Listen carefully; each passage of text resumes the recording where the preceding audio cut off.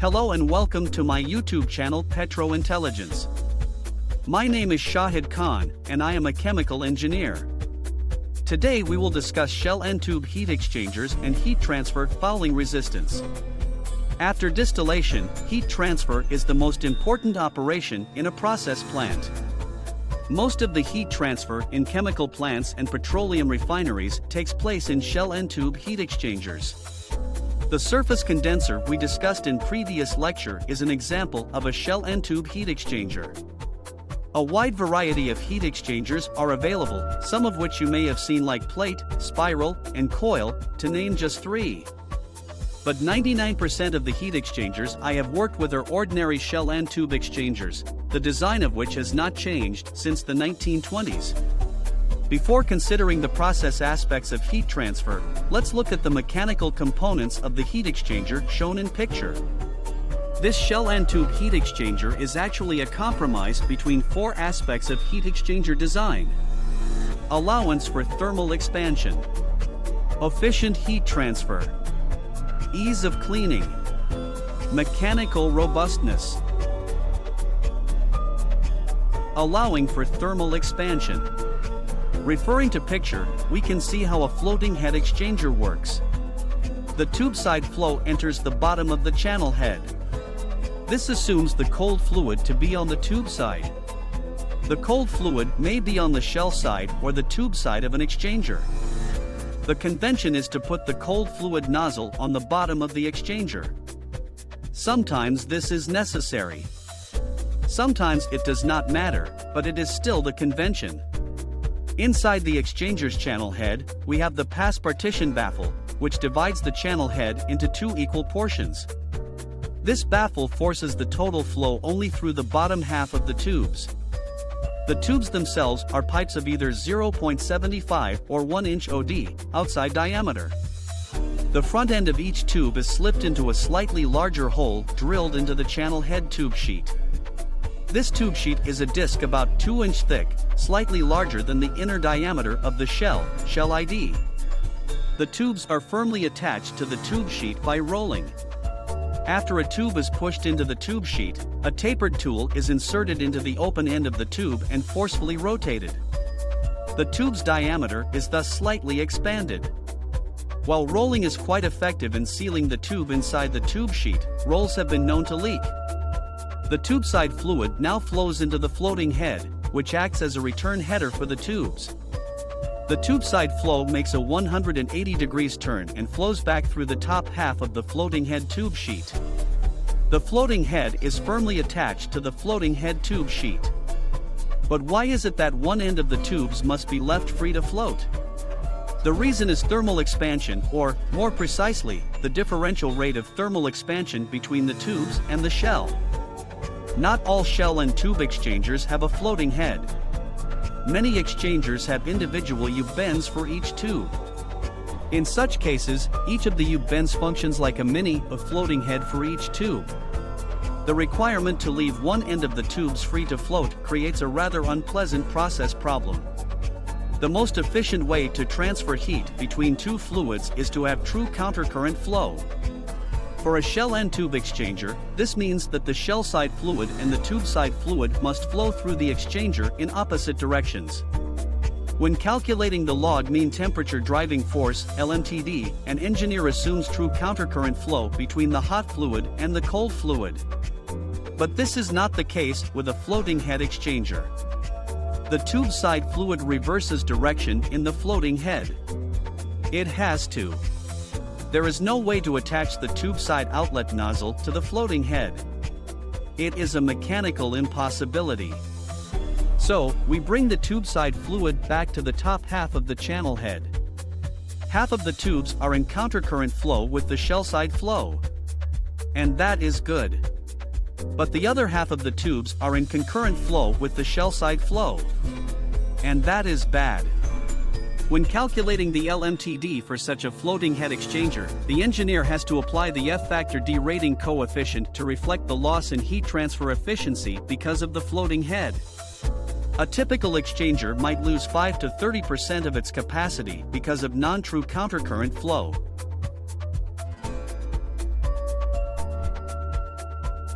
one-pass tube side exchangers.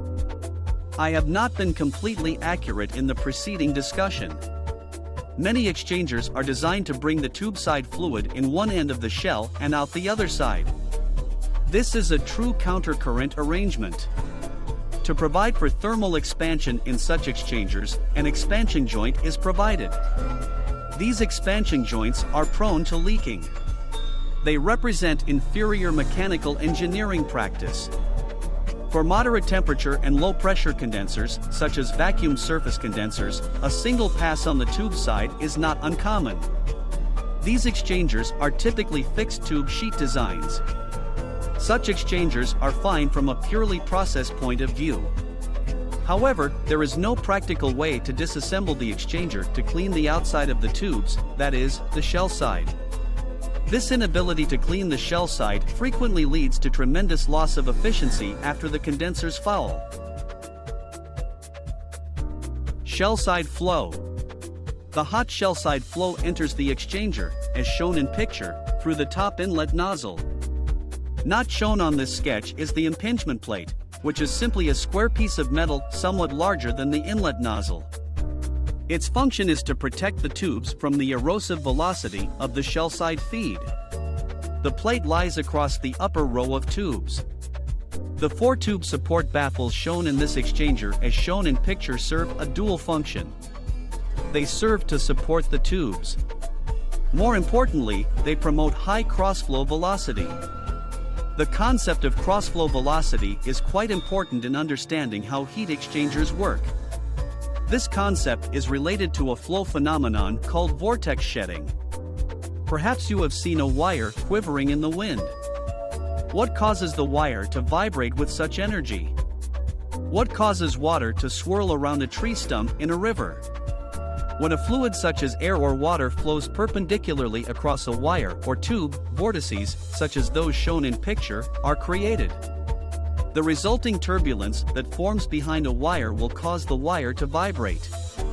The turbulence that forms behind a tube in a heat exchanger promotes good heat transfer. Turbulence always encourages good sensible heat transfer. The greater the velocity, the more violent the turbulence. For example, I recall a -40 degrees Fahrenheit day. The air is quite still, and I am comfortable. Suddenly the wind comes up. The rate of sensible heat transfer from my body to the ambient air increases tenfold.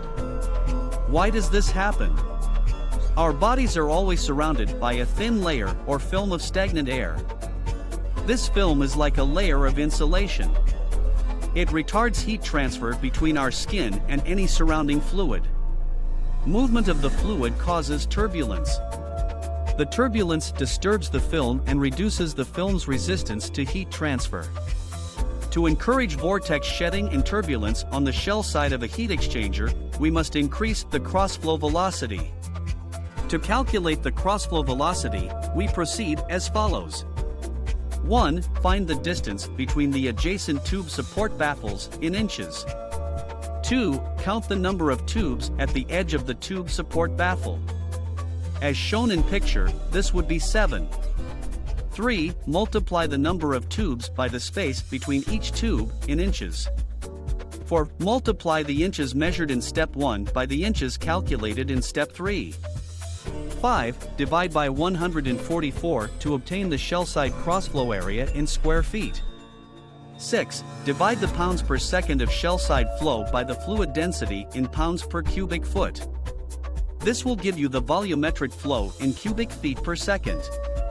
7. Divide the volume calculated in step 6 by the area calculated in step 5. This is the crossflow velocity. A good crossflow velocity for water is 3 to 5 feet per second. For fluids other than water, a reasonable crossflow velocity, in feet per second, is 30 divided by square root of density, where the density term is the density of the shell side fluid, in pounds per cubic foot. The baffle cut, shown in picture, is usually about 20 to 30% of the diameter of the baffle. The smaller the baffle cut, the more perpendicular the flow across the tubes. Perpendicular flow encourages desirable crossflow velocity and vortex shedding. But a smaller baffle cut will also increase the pressure drop on the shell side. Effective shell side pressure drop. Reducing the baffle spacing increases cross-flow velocity and improves heat transfer. But it also increases the shell side pressure drop. Reducing the baffle cut also improves heat transfer but increases delta P. Too much shell side pressure drop can create a problem. The problem is flow through the bypass area shown in picture. This bypass area is caused by three factors. The tube support baffles must have a diameter somewhat smaller than the ID of the shell.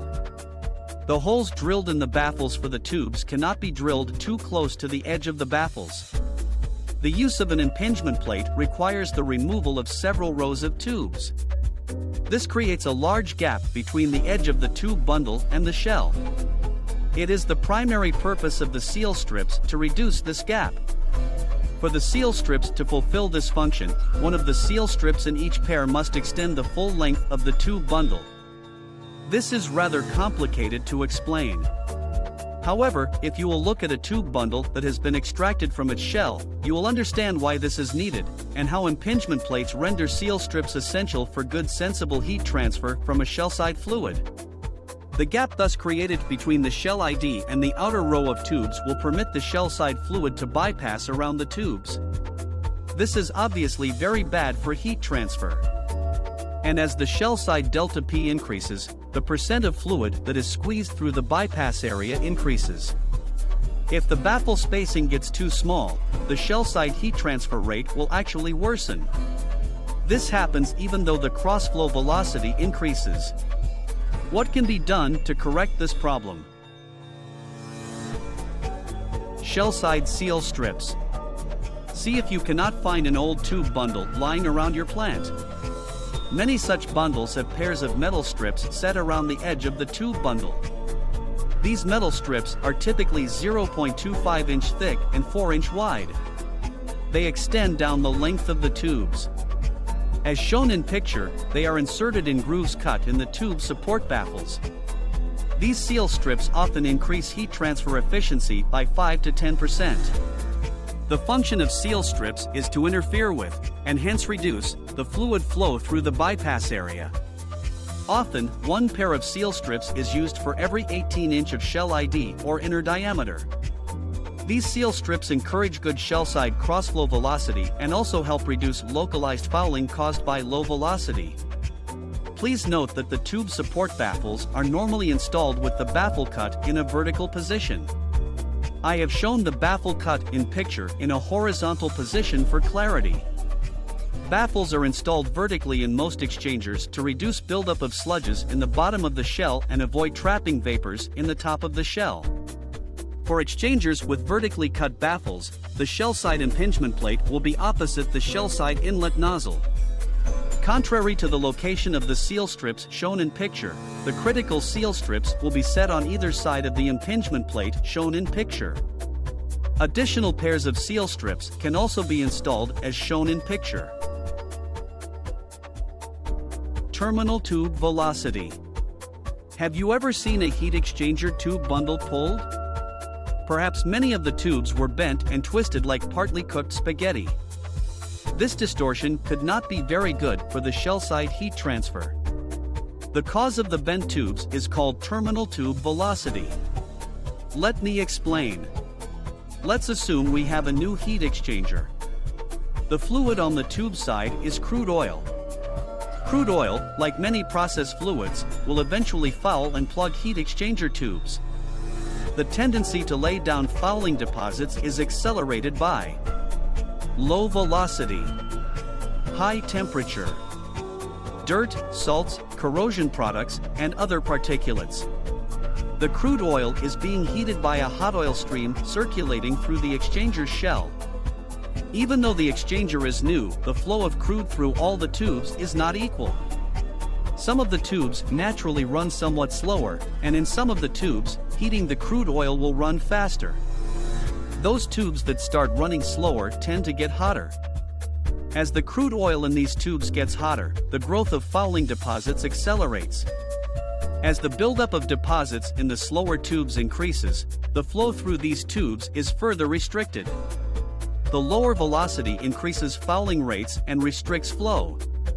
This also increases the temperature of the slower tubes and accelerates the rate of fouling. These tubes continue to plug and foul and run slower until crude oil flow is essentially lost. Meanwhile, the flow of crude oil through those tubes that started out running faster increases. The crude oil flow is backed out of the slower tubes by the fouling deposits. The extra flow increases the velocity in the tubes that initially ran faster. The higher velocities retard the buildup of fouling deposits. Also, the greater flow keeps these tubes cooler. This also discourages the accumulation of deposits inside the tubes. To summarize, some of the tubes in the bundle continue to foul until they plug off. These tubes get hotter until they reach the temperature of the hot oil circulating through the shell. Other tubes continue to receive more and more flow. The velocity in these tubes increases to the point where the rate of fouling becomes inconsequential. This velocity is called the terminal tube velocity. These tubes may run 50 to 150 degrees Fahrenheit cooler than the plugged tubes. Differential rates of thermal expansion. It is quite true that the floating head permits differential rates of thermal expansion between the shell and tube bundle of an exchanger. However, the floating head cannot permit differential rates of thermal expansion between individual tubes. The hotter, fouled tubes must grow. But their horizontal expansion is constrained by the cleaner, colder tubes. Since the colder tubes do not allow the hotter tubes to grow, the hot tubes bend. This, then, is the origin of the twisted tubes we see when an improperly designed tube bundle is pulled from its shell during a turnaround. The tendency to foul tubes might be eliminated by removal of salts, wax, particulates, corrosion products, polymers, free radicals, and all the myriad of other factors that contribute to fouling. Possibly, but not likely. The temperature extremes of a process may occasionally be moderated. For example, we desuperheat steam to an amine regenerator reboiler to slow degradation and fouling with the heat-sensitive amine. We avoid heating diethylene glycol above 360 degrees Fahrenheit to minimize fouling in our glycol dehydration unit water strippers. But in general, our latitude to manipulate process temperatures is very limited. On the other hand, we can, during the design of an exchanger, select a high velocity to combat fouling. For example, let's consider this picture. This is data from an exchanger that was designed to operate with a low tube side velocity. Note how there is a rapid loss in the heat transfer coefficient as the tubes foul and plug as a result of low velocity. The loss in heat transfer coefficient U stops only when the terminal tube velocity is reached in the unplugged tubes. Note, also, how there is a rapid increase in the pressure drop in the tube bundle as the tubes foul and plug because of the low velocity. The increase in delta P stops only when the terminal tube velocity is reached in the unplugged tubes. It would seem that it might be best to design exchangers for initially high velocity and high pressure drops. It would seem that in practice, if we were to design exchangers for a low delta P, after a few months fouling would cause a high delta P anyway. This line of reasoning is valid for both the tube and shell sides of a heat exchanger.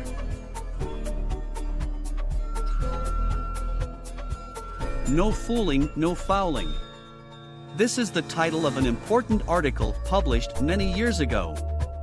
The substance of this famous article was simple. When designing heat exchangers, use the available pressure drop to maintain high velocities through the heat exchanger equipment. Do not use safety factors in allowing for future pressure drop due to fouling. Use of such safety factors will force the mechanical engineer who designs the exchanger to use lower velocities in the design. Then the feared fouling will occur, and the delta P safety factor will be consumed. But suppose we are operating a heat exchanger subject to rapid rates of initial fouling. The start of run heat transfer coefficient U is 120 BTU per hour square feet degree F. 4 months later, the U value has lined out at 38.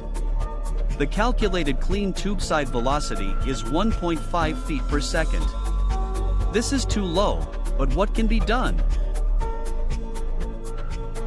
Multi-pass exchangers. It is possible to convert the 2-pass tube bundle shown in picture to the 4-pass tube bundle shown in this picture. This conversion is effected as follows. 1. The center channel head pass partition baffle is cut out. 2. Two off-center channel head pass partition baffles are welded in place, so that 25% of the tubes are above the upper baffle and 25% of the tubes are below the lower baffle. 3. Both the channel head cover and the channel head tube sheet shown in picture must be remachined to accommodate the new baffles. For a new center pass partition baffle is welded in the floating head. The floating head tube sheet must also be remachined. The resulting 4-pass tube bundle will have a tube side velocity twice as high as it did when it was a 2-pass exchanger, 3 feet per second. Experience has shown that in many services, doubling this velocity may reduce fouling rates by an order of magnitude. That is fine. But what about pressure drop? When we convert a tube bundle from 2 to 4 passes, the pressure drop increases by a factor of 8. For example, assume that the 2-pass delta P was 5 psig. With the same flow, the 4-pass delta P would be 40 psig. Let me explain. Pressure drop increases with the square of velocity. If the velocity doubles, the pressure drop would go up by a factor of 4. Pressure drop increases directly or linearly with the length that the flow traverses. The fluid must go twice as far in a 4-pass as in a 2-pass tube bundle. 4 times 2 equals 8. Quite likely, even after several years of operation, the pressure drop of a 4-pass exchanger will be greater than the delta P of a 2-pass exchanger in the same service. Quite likely, the initial U value of a 4-pass exchanger, days after it has been returned to service, will be only slightly higher than the U value of a 2-pass exchanger.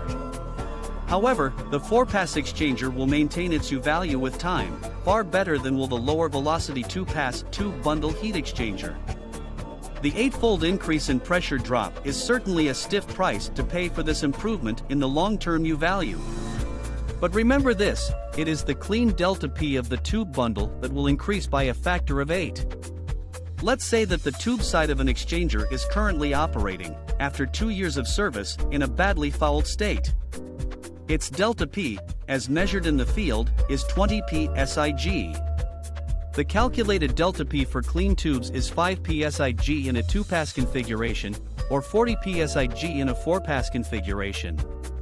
After 2 years of operation, I would expect the exchanger in the 4-pass configuration to have a delta P of 50 to 60 psig, rather than 160 psig. Why? Well, because the doubling of the tube side velocity has promoted turbulence, which retards the accumulation of fouling deposits. Of course, this is exactly the reason why we exercise. The increased flow of blood through our arteries prevents plaque from sticking to the walls of our blood vessels. The plaque, a fatty deposit derived from cholesterol, restricts the flow of blood, which causes high blood pressure and eventually strokes. Erosive tube side liquid velocities. Tube side fouling and plugging is greatly reduced by high velocity. For clean cooling water, a velocity of over 3 feet per second is good. For heavy crude oil contaminated with sediments and salts, a minimum velocity is about 6 feet per second. For cracking unit slurry oil contaminated with catalyst fines, a velocity of less than 5 feet per second will promote tube plugging with catalyst. The delta P varies with velocity squared. So, there is often a practical upper limit on higher velocities. But, putting aside such hydraulic limitations, there is also a practical limit regarding maximum velocities as limited by tubeside erosion. When I worked for an oil refinery, our limit for liquids was 10 feet per second. Recently, working with a very experienced process design contractor, their limit was 14 feet per second. My own design criterion has always been 12 feet per second. I have worked in plants where I found 12-inch carbon steel piping, with piping velocities in corrosive surfaces of 14 feet per second to cause erosive piping failures. For rich amine flow with particulate contamination, piping failures with velocities above 8 feet per second have occurred on units I've worked on. In summary, for surfaces with moderate corrosion potential, I would keep tube side velocities below 12 feet per second, and perhaps a bit lower for U-tube type exchangers. Shell side versus tube side. We can have any even number of tube side passes, 2, 4, 6, 8, and so on. But this certainly limits our flexibility to optimize the tube side velocity.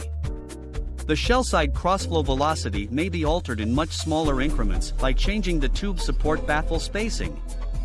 This is one advantage of placing the fluid with the poorer heat transfer properties on the shell side. But there is another, far more critical advantage in placing the fluid with the poorer heat transfer properties on the shell side. Laminar flow. Think about water flowing slowly in a channel. Will the water in the center of the channel flow faster or slower than the water along the sides of the channel? Experience teaches that water in the center of a channel will flow faster than along the sides of the channel. Moreover, if the water flow is really slow, the water creeping along the side of the channel will barely mix with the bulk of the water flowing in the center of the channel. This is called laminar flow. Fluids in laminar flow transfer heat very poorly. The slow-moving fluid creeping along the heat transfer surface does not particularly mix with the bulk of the fluid. While the slow-moving fluid may get hot, it does not transfer its heat very efficiently to the flow of the bulk of the fluid. This is called film resistance. Laminar flow is very bad for heat transfer. After fouling, it is the second biggest reason for low U values. Laminar flow is caused by two factors: low velocities, high viscosities. A low velocity for liquids is 2 or less than 3 feet per second. Velocities of greater than 10 or greater than 12 feet per second may cause erosion of metal surfaces and should be avoided. A low viscosity is 2 or 3 centipoise or centistokes. Tap water has a viscosity of about 1 centipoise. A viscosity of tilde operator 50 centipoise is quite high. Warm maple syrup has this sort of viscosity. The viscosity of vapors is almost always very low. When we cool a liquid off, its viscosity markedly increases. I cannot generalize, it depends on the fluid. But I can say that increasing the viscosity of a fluid from 2 to 40 centipoise could reduce the observed heat transfer efficiency, U, from 100 to 25. I know this from my experience in preheating cold, viscous, crude oil, offloaded from tankers. The best way to diminish the effect of laminar flow is to place the higher viscosity fluid on the shell side. The shell side of an exchanger is far more resistant to heat transfer loss due to film resistance than is the tube side because of the vortex shedding shown in picture, the rapid changes in direction due to the tube support baffles. Purely in terms of heat transfer, it follows that the higher viscosity fluid should be placed on the shell side.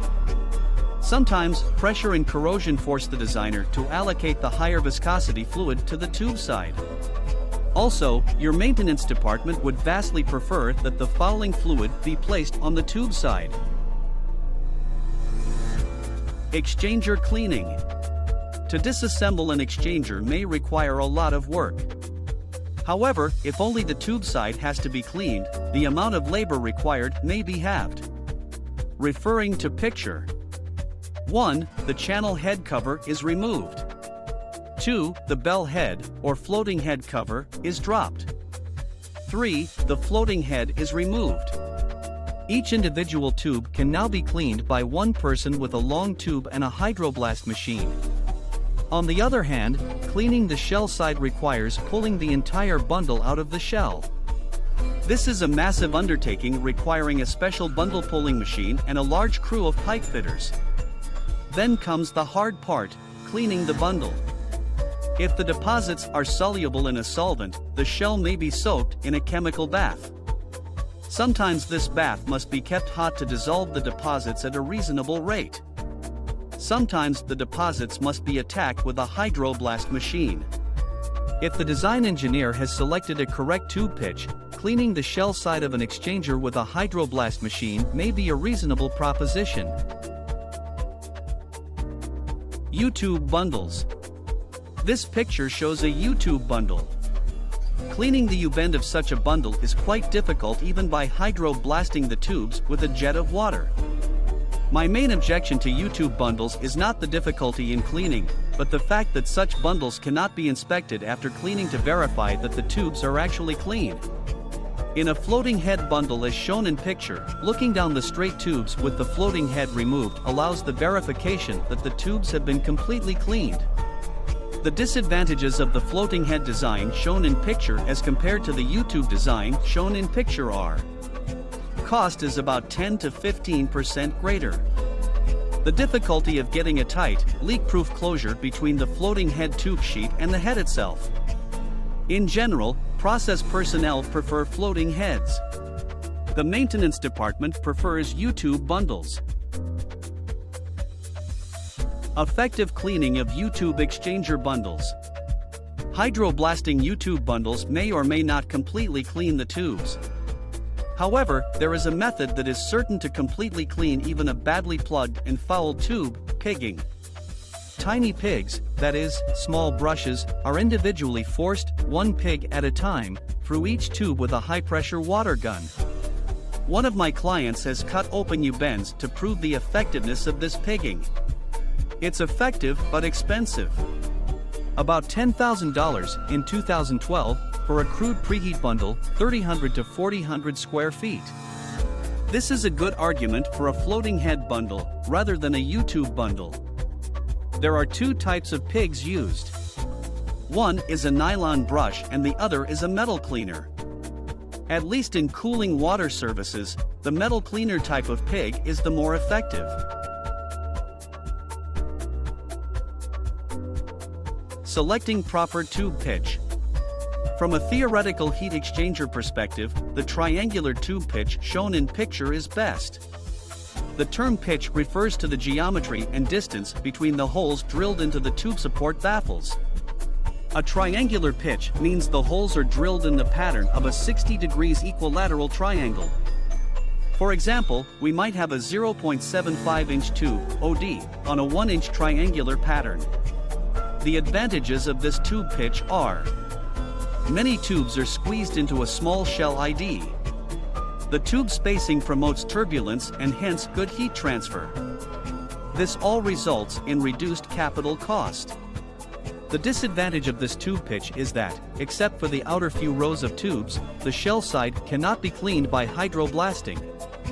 Obviously, this sort of arrangement should never be used in a fouling service, unless the deposits can be chemically removed. The second example shown in picture is 0.75-inch tubes, also set on a 1-inch spacing. But this time, the arrangement is a square pattern. This pattern reduces the number of tubes in a shell of a fixed ID. Also, less turbulence is created by the tubes. Some fluid may flow between the tubes without encountering the tubes at all.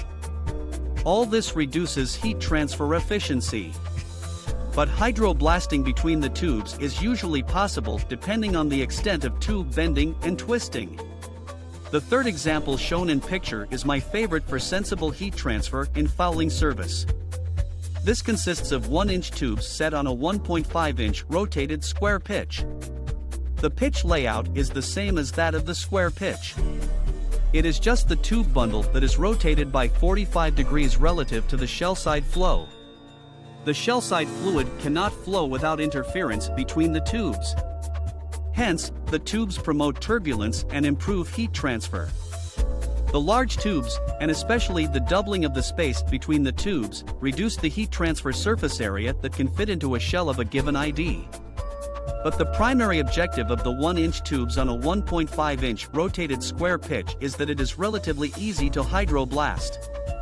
Note that 1-inch tubes on a 1.5-inch tube pitch are 0.5-inch apart. 1-inch tubes on a 1.25-inch tube pitch are 0.25-inch apart.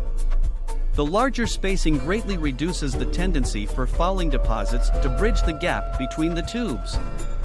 Once the space between adjacent tubes is bridged over with deposits, the flow of fluid between these tubes drops to zero. The local heat transfer rate drops close to zero. Overall, shell side increment P rises as flow is diverted away from the restricted zone.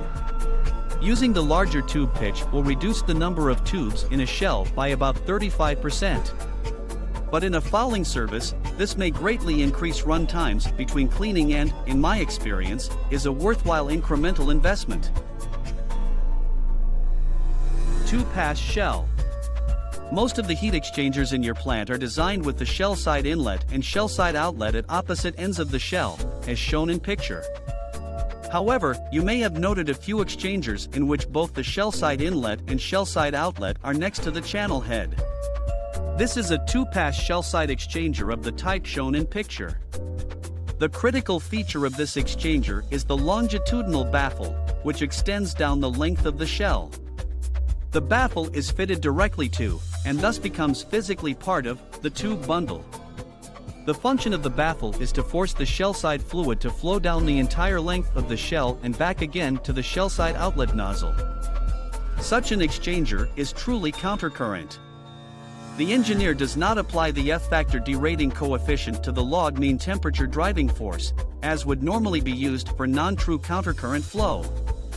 This would make it seem that the two-pass shell configuration is inherently more efficient than the ordinary single-pass shell exchanger. And it is, in theory. Then why do we see so few of these exchangers in service? The reason illustrates the true nature of the shell end tube heat exchanger. It is a compromise between an ideal heat transfer configuration and practical mechanical limitations. In this case, the difficulty is in preventing leakage around the longitudinal baffle. Such leaks permit the shell side fluid to short-circuit the tube bundle, that is, a percentage of the inlet flow may flow directly to the outlet nozzle. In extremely serious cases, I have seen the bell head, shown in picture, 100 degrees Fahrenheit colder than the shell side outlet temperature. When new, the longitudinal baffle seal, which is composed of a number of foil strips, extends along the length of the shell. These strips press up against the ID of the shell and effectively seal off the upper half of the shell from the lower half, as illustrated by picture. Unfortunately, the first time the shell is pulled for maintenance, these foil strips are wrecked. Also, unless great care is taken by maintenance personnel when installing the new or replacement longitudinal baffle sealing strips, the heat transfer efficiency of the exchanger will be greatly reduced after it is returned to service. As a result of this deficiency, most operating companies severely restrict the use of two-pass shell-side heat exchangers. Double pipe exchangers. Also called hairpin exchangers, the double pipe heat exchanger, as shown in picture, is the simplest of all types we have discussed. It is nothing more than two concentric pipes. The inner pipe might be 2-inch diameter and the outer pipe 3 inches. Double pipe exchangers are true countercurrent flow heat exchangers. They are rugged and are reasonably cleanable. Moreover, they are not subject to bypassing. The only problem with them is cost per square foot of heat transfer surface area. A single pipe or tube simply cannot have much area, typically 100 to 300 square feet. Exchangers of less than a few hundred square feet can be economically designed in a hairpin configuration. Larger exchangers are, for economic factors, shell and tube types. Fin tubes. You may have seen bundles constructed with serrated, or very small, fins covering the exterior of the tubes. These are called low-fin tube bundles. These fins increase the outside surface area of the tubes by a factor of 2.5. However, this does not mean that the heat transfer efficiency of the exchanger will increase by 250%. Two factors curtail this improvement. One, let's assume that the controlling resistance to heat transfer is inside the tube. It does not matter whether this resistance is due to fouling, high viscosity, or low flow. The heat flow must still pass through the smaller surface area inside the tube.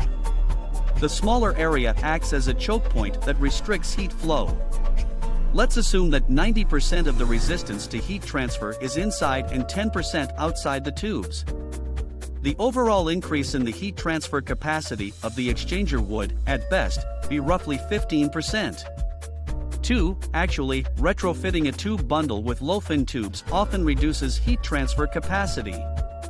This happens when the controlling resistance to heat transfer is shell-side fouling. The fouling deposits get trapped between the tiny fins.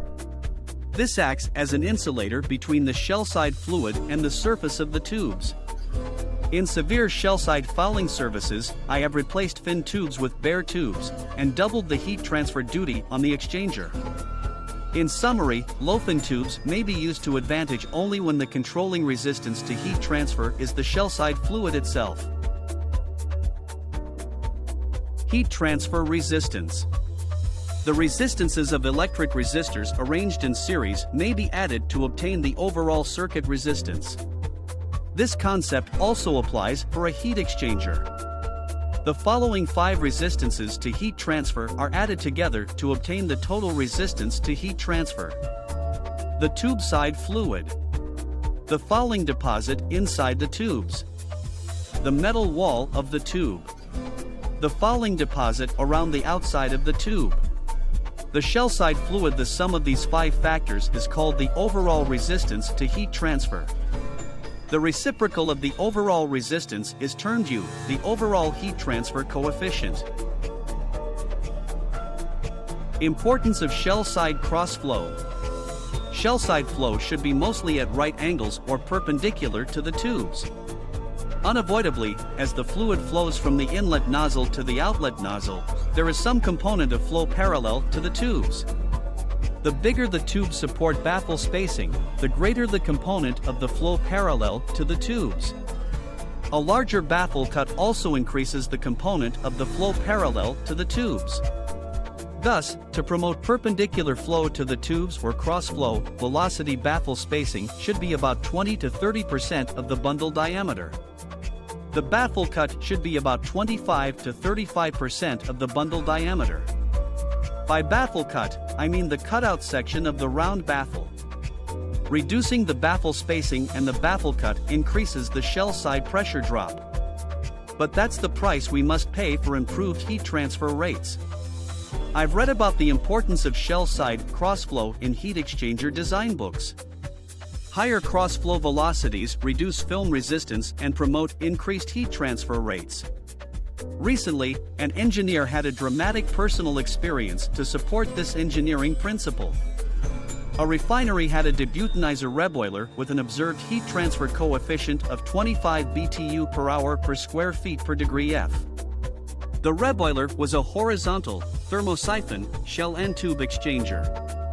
The heating medium was 400 psi G steam on the tube side. Except for a short length of the tubes, the shell side flow was parallel to the tubes. He designed a new bundle, using the existing shell and nozzles, with new tube support baffles. He mostly eliminated the parallel component of shell side flow. The observed heat transfer coefficient improved to 80 BTU per hour per square feet per degree F. The increased thermosiphon driving force resulting from the larger reboiler duty and vapor generation rate offset the increased pressure drop caused by the new baffles. This kept the circulation rate through the shell constant. Anytime he found that basic engineering principles actually apply in practice, he surprised. He hoped for the best but planned for the worst.